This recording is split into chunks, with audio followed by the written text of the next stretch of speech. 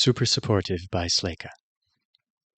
Chapter 155, Family Matters, Part 1.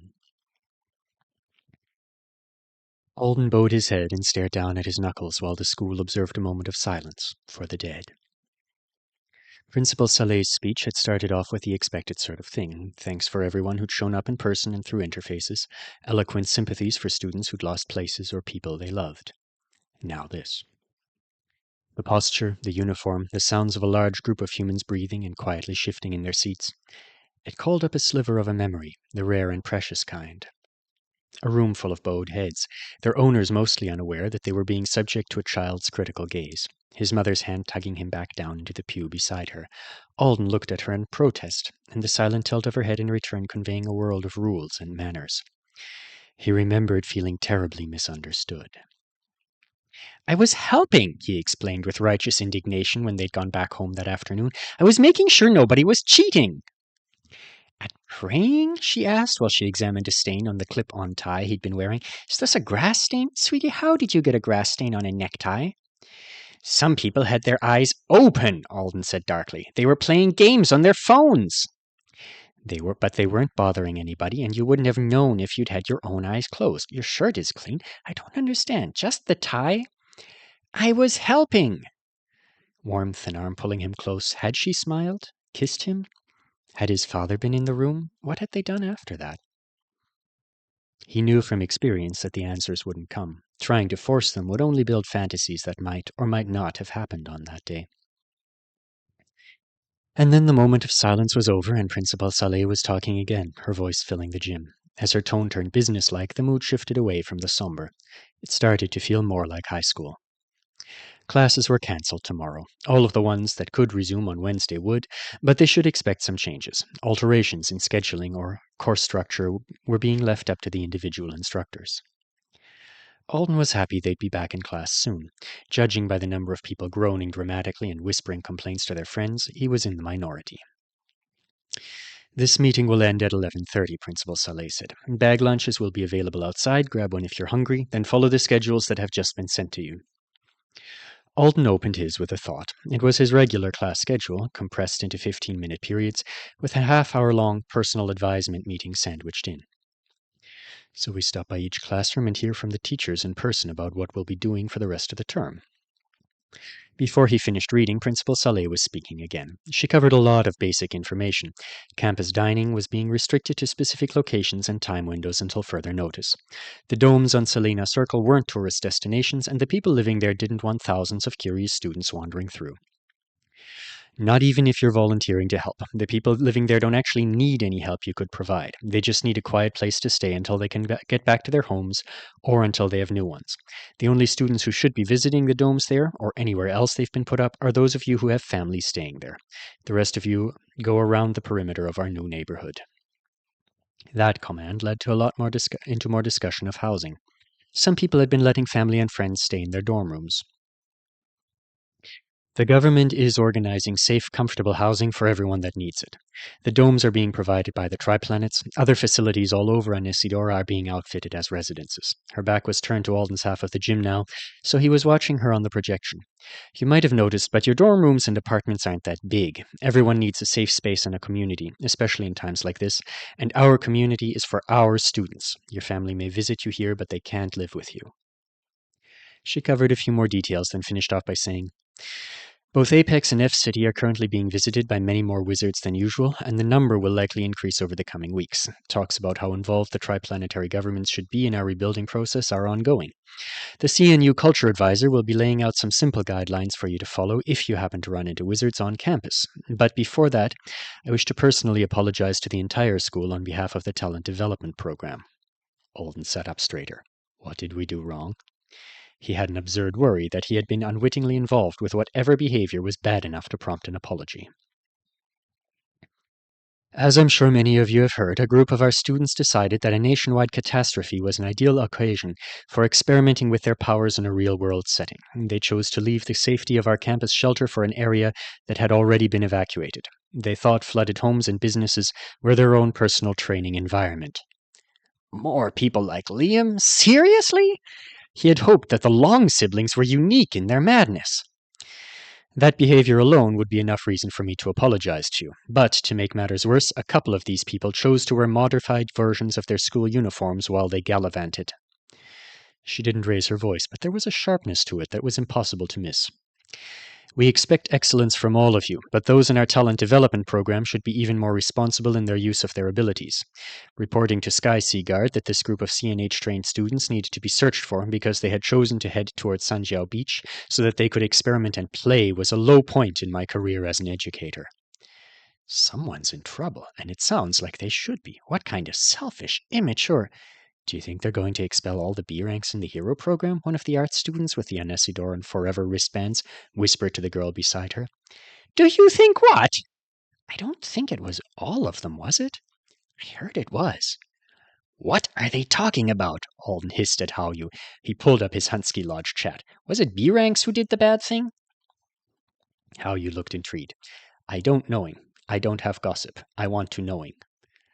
Alden. Lexi, do you know who's in trouble? Alden. Lexi? He looked over to see Lexi angry typing again. Haoyu. I think he isn't checking roommate chat. Lute. Haoyu, don't switch to finger texting. It makes you less funny. Lute. Hey Alden, you back at school? Alden. Yes. Lute. Sweet. I'm watching the speech thing from here. I swear my relatives are growing in number and obnoxiousness. It was torture yesterday, but it's gotten a lot better.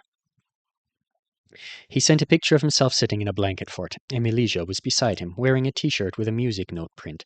They were grinning and holding up crackers with meat and cheese. Haoyu. He didn't even try to make it back to Apex. Lute. I did, just not since the company arrived. Alden suddenly realized that Emilia was in an awkward position. She'd been living in Apex but commuting to school at Franklin High. How is she going to handle that? Lute. A bunch of B's and a few A's are who she's talking about. I think they were mostly second years. I don't know all of them. One was the guy who wears the rings that sound like bells. And there was a girl who turned the school uniform into a cheerleader outfit and painted letter B's on her stomach. And Ella Clara Thomas. So it was them, the viciously competitive beat-list-obsessed second-year Bs. At first, Alden was relieved. He'd really enjoyed meeting his fellow Bs, but he didn't know any of the second years well yet. Wait, those lunatics are almost half the active members of my rank club. If they get themselves expelled, do we lose access to the gym and Instructor Plim? Lute. I've known that figurinist girl was trouble ever since she spent 2 weeks making that giant doll of hers run around campus on all fours. It got faster and faster. I tried to compose a song about how seeing it coming at me down the sidewalk made me feel, but I couldn't hit the right level of creepiness. Alden gave the next speaker his attention. The university's culture advisor was an animated woman with an elegant contract tattoo prominently displayed on the back of one hand. Another important thing to remember about our Artonan visitors is that they are here to work right now, she was saying. I'm sure most of you have seen or spoken to Anesidora's wizard residents in the past when they were going about their regular lives. This is different. The people sent by the Tri-Planets to help with the submerger crisis are here to convey the sense of responsibility the wizard class has towards us as avowed and toward Earth as a resource world. They are responsible, a boy sitting on the level below Alden said quietly. They made the thing and sent it to Earth, right? It's not like a human invented something that dangerous. The culture advisor was still talking. The Artonans will see it as inappropriate to relax or conduct personal business when they've been charged with this purpose, so now isn't the right time to try socializing with them. Lexi stopped typing and looked over at Alden. Alden raised an eyebrow at him in return. Alden. She's referring to people who go out of their way to bother unknown wizards they spot in the street, not me, he texted. Some of you might also be tempted to make an appeal on behalf of yourselves or someone you know, to slip in a little showing off with your powers, or mention that you always longed for a chance to serve as a listener for an elite study circle during a mission to the Whispering Villages on the world of the Yellow Smoke. That's an extremely specific example. Haoyu, that was really specific. Lute, 100 Argold says she finds a wizard to take her to the world of the Yellow Smoke before the country's put back together. Haoyu, I barely remember learning about the Whispering Villages in class, but the world of Yellow Smoke's out there. She'd be gone for months or years, and they'd probably prefer another species. I'll take your bet. Lute, I wasn't serious. Haoyu, you can't take it back now. Alden couldn't recall ever hearing about the Whispering Villages. He texted Bo. It was so nice to be able to do that now. I don't think memorizing all the U.S. state capitals and studying the history of Illinois prepared me well for my future. The culture advisor had finished, and someone from the campus health office had stepped forward to announce that counseling services were available to anyone who needed them, when Bo finally replied, "Same. I just watched a wizard summon what looked like every flying bug in the rainforest into a briefcase. Now I'm going to go look tragic in front of him and see if he sends me home." As the end of the assembly approached, the final speaker stood. She was wearing the school uniform with a silver frisbee-looking weapon belted over her hip. Her name tag said she was the student council president. She sailed through a speech about solidarity, responsibility, and the CNH spirit, then called for a vote about the uniforms. The student council thought that because of the present hardship, uniforms should be mandatory until the end of the quarter, as a show of unity. And for several other reasons she listed out so fast that Alden barely had time to hear them, much less decide if they were good ones, before the opportunity to vote was flashing in his eyes. Please make the decision selflessly, and with the knowledge that you carry on your shoulders the legacy of all who have gone before you, and the dreams of all the young people who imagine themselves here at Salina North one day, she said in a forceful voice. It was clear that she thought only irresponsible, school-spiritless people would reject the idea. Alden clicked no. The uniform looked nice, but he personally believed that times of hardship called for soft, loosely fitting clothing with ample pockets. When the voting concluded, 80% of the school disagreed with him. He sighed. You didn't vote yes? Hao-Yu asked in a surprised voice. When the going gets tough, I want to wear sweatpants, said Alden. Hao-Yu looked him up and down pointedly. My outfit was chosen for me this morning. You voted yes? It's your fault. When I saw you climbing the bleachers earlier, I thought you were dressed like that today to be solemn because of the people who died. I thought you were being mature and thoughtful, and I felt bad I hadn't worn mine. The vote was the final item on the agenda. Around them, everyone was standing up. Lexi, said Alden. What? He'd never stopped jabbing air throughout the assembly. I can probably take you down to F, if you're sure you want to go. I doubt I can do anything to get you back before classes start on Wednesday, though, so you'd have to take care of that yourself. Lexi looked over. On the green platform? The nine-edged son whose own mother forsakes him. You can come too if you want, Hao-Yu. It's fun to fly. That sounds great, but my parents are going to be together this afternoon. I'm meeting up with them. It's the first time I'm going to see Dad face-to-face since he left for Matadero. He looked so excited. I get to tell him all about you and Loot and the obstacle course and 100 other things. That is more important than joyriding down to F, Alden agreed. Lexi looked concerned. Are you allowed to just fly it all over the place? I think so. He told me to take it wherever I wanted. He was more worried about Skysea than Ashurdy, but they might not even ask why he was flying the Nonagon around anymore. The assumption would probably be he was following Ashurdy's instructions. Lexi hesitated. I would appreciate it. Do it, said Hao-Yu, standing up from his seat. Do it for all of us who are going to be so jealous that we didn't get to ride a Magic Knight's flying disc. You called him a knight, Alden exclaimed. That's the English translation the systems on the tri-planets usually give for them. I think it sounds more epic. Unless he specifically told you to call him General, then forget I said anything. He's informal. He told me to drop the title. That's epic too. Outside it was still sunny, and the bag lunches were being distributed by uni students.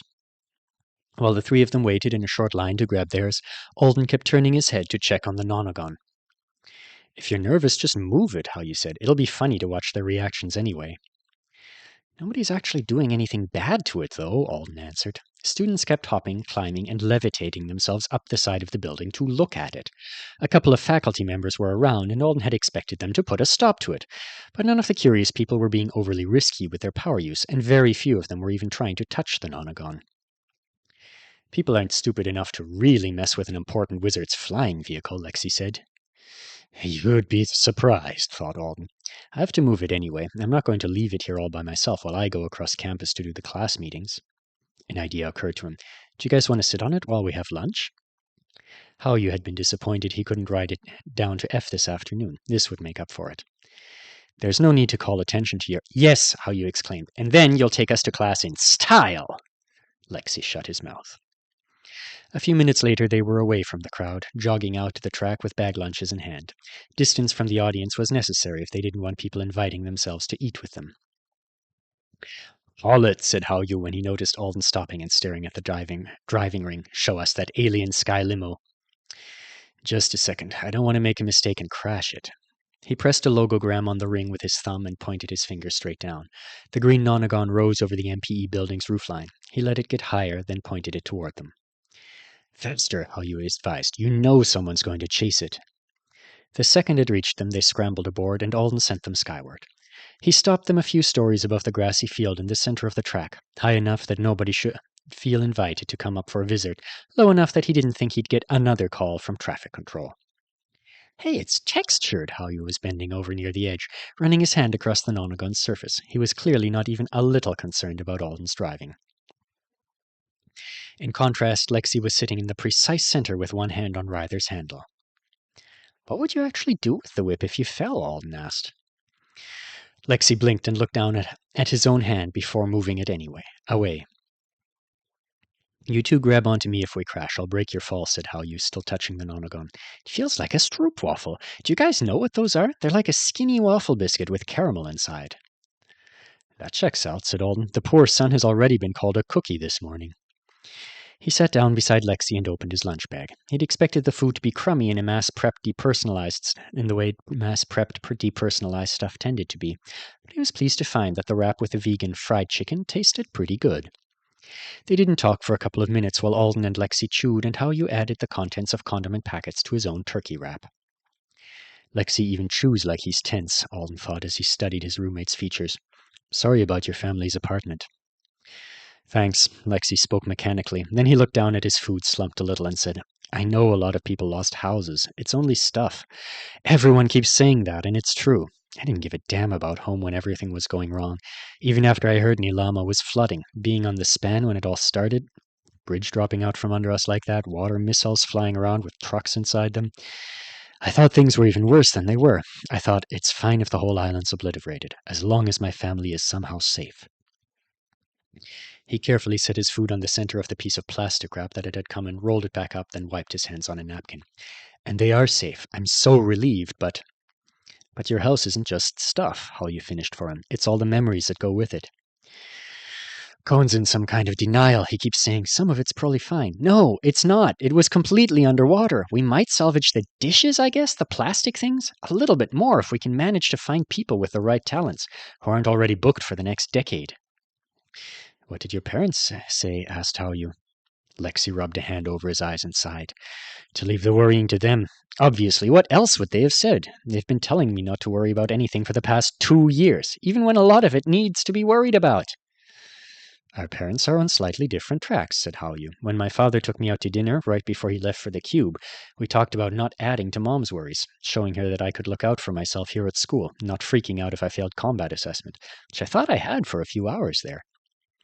He squeezed the last drops out of a mayo packet. Nothing that serious, just taking minor Howyu business off her plate. I think he underestimates her capacity for micromanagement, though. I sent her a picture of me doing the laundry, and she called afterwards to have a 15-minute talk about the amount of detergent I was using. More should be better, right? Alden vividly remembered having the same thought when he was about 9 and trying to wash his own clothes. Only they'd been out of detergent and he'd opted for dish soap. More had not been better. They ate. Lexi texted Cohen to tell him about the ride Alden had offered. Howyu stood up and walked in a circle around the two of them, getting the 360-degree view of campus and the streets beyond. It's a strange day, isn't it? Everything's so bad and so normal at the same time, he said finally. What do you think happens next? Cleaning up, building buildings, said Lexi. Years and years of people shouting at each other about what went wrong and whose fault it was. The countries that have been pushing to have their own permanent avowed forces will use this as an excuse to say they should build miniature superhuman armies in case Anisidora ever does get wiped out. The Council will probably try to make sure that doesn't happen. And people will keep saying we should never have been allowed to become a self-governing country, like it was something they actually allowed instead of something the first generation pried away from them. He took a breath. And the Tri-Planets will do something or nothing. Honestly, who knows what in the nth dimension they think of all this? I'm not sure if it's even a big deal to them or if it's a human hiccup. When he fell silent, Howyu nodded. That summed up about 10% of it. Yeah, as Lexi said, I left out a lot of the petty drama. Since you two have been mysteriously absent for a significant amount of time, half the people in school just want to talk about who leveled, whose parents got haloed, and who the system loves best. It's Alden, Howyu batted his eyes at Alden. The system loves Alden best.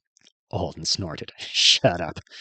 Just ask Mehdi. When you disappeared from Maricel's flying countertop, he said, Why him? About a dozen times in like 5 minutes. I offered to take some of you with me. And it sounds like we missed a great time. Oh no, Hawyu's smile fell. What about the guy you did take with you? Was he all right? Marks. And he was such a jerk, said Alden. I'm sure he's fine. He left in a huff after screaming at me for being a rabid globy who didn't care about how it was my duty as a high rank to die before him. That was what he was getting at, anyway. You didn't want to die for that guy Lexi almost sliced up with Ryther. I thought you were a better man. He's good enough for the Artonans, Hawyu, said Lexi. He said it in a light tone that fit in with the conversation, very chummy by his standards. Alden crumpled up his trash and laid his messenger bag on top of it so that it wouldn't blow off the side of the platform. After a moment, he said, Before Principal Saleh started speaking, you were asking me about what the commendation was for.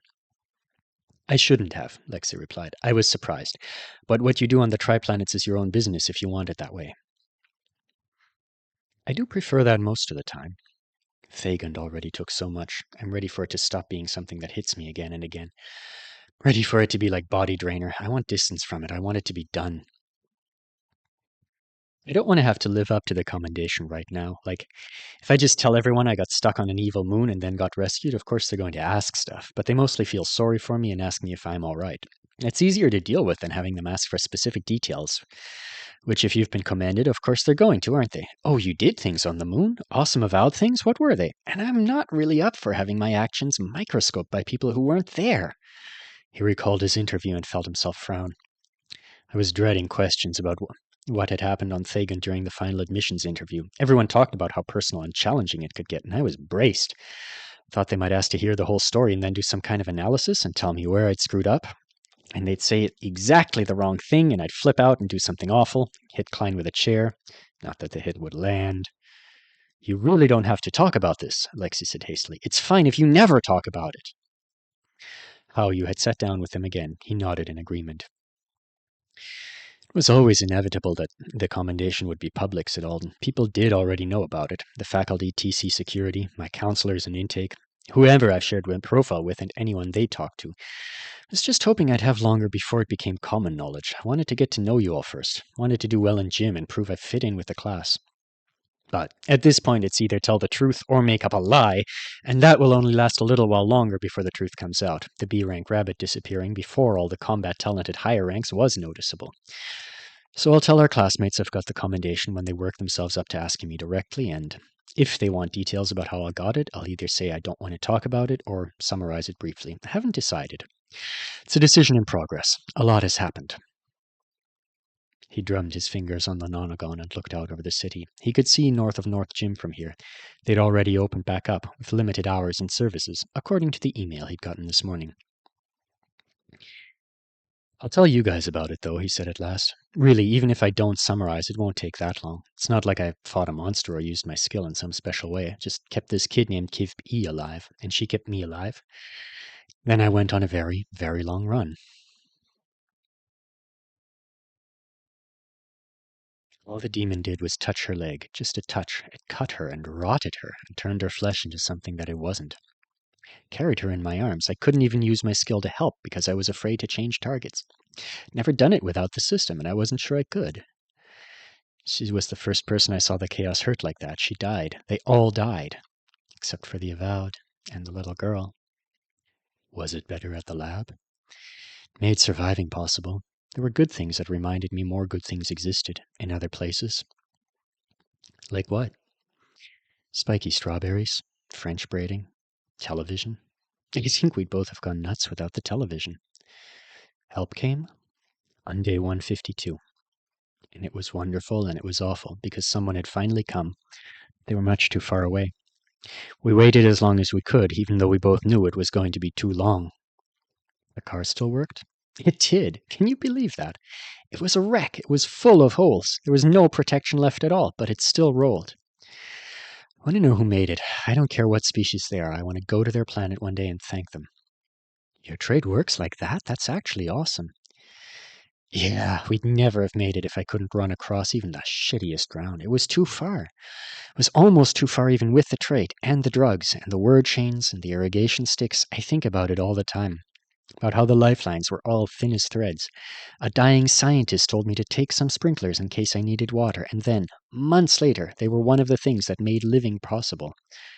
Other Avowed would have done it all so much better, so much easier. There are people who could have saved everyone and themselves on the first day. I couldn't. I could only barely do one thing and barely do the next, over and over, and the barely never stopped. There was never a moment when I was the best person for the job. I was always lost and wrong and managing by the skin of my teeth. And then I made it. My body was destroyed, I was destroyed, but I made it, and the best healer I've ever heard of was there to put me back together. And a very spooky old teleportation ritual sent me back to civilization. And you got a commendation. And I got a commendation for exceptional bravery in the absence of obligation from Lo Ali's art, the fourth Hyon. So that's it. That's most of the story. Are you okay? I think so. Do wish the code had survived.